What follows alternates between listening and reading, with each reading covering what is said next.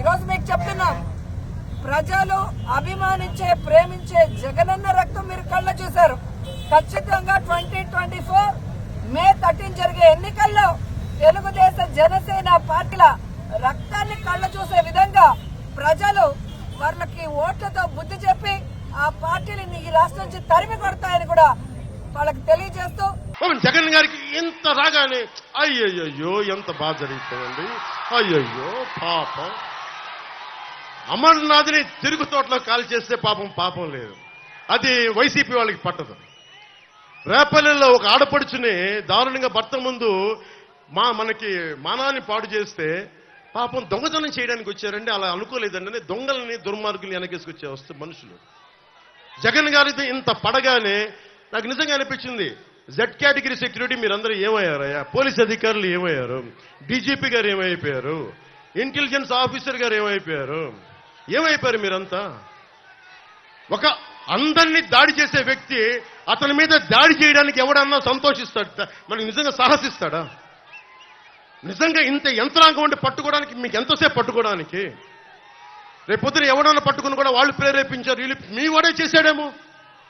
2019లో మీ కూర్చోబెట్టి కోడి కత్తి కోసం జగన్ గారు సీఎం అవ్వాలని డ్రామా ఆడటానికి నేనే పొడిచానని ఆ అబ్బాయి చెప్పాడు. ఈరోజు అలాగే చేశారేమో కనుక్కోండి. కానీ నేను మీకు చెప్తున్నాను, ఇలాంటి డ్రామాలకి మనం పడాల్సిన అవసరం లేదు. దయచేసి పడకండి, నిర్ద్వందంగా దాన్ని తీసి పక్కన పెట్టండి.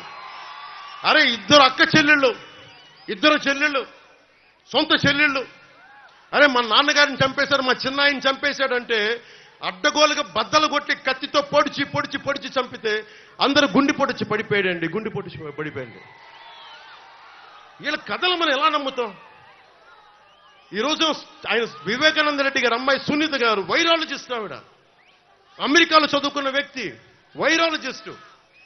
కరోనా లాంటి వైరస్ ని ఆవిడ దాని మీద నిజంగా వైద్యం చేయగలిగే వ్యక్తి. ఆవిడ కూర్చొని నా తండ్రిని చంపారంటే ఒక్క పోలీస్ అధికారి దాని మీద మాట్లాడు. CBI central bureau of investigation వస్తే కడపలో కోర్టులోకి వెళ్ళనివ్వరు వాళ్ళని. ఇంత దారుణంగా ఉంటే మనందరం కూర్చొని చేతులు ముడిచి కూర్చున్నాం. మనకు పౌరుషం చచ్చిపోయింది, మనందరికి చచ్చిపోయింది. ఎందుకు నేను వ్యతిరేక ఓటును చీలద్దు ఎందుకంటానంటే ప్రజాస్వామ్యాన్ని కూలి చేసేవాడు ఒకడు కూర్చొని మనందరినీ పొడుస్తా చంపుతా దోపిడీ చేస్తా ఉంటే ఎంతకాలం భరిస్తాం? ఎంతకాలం?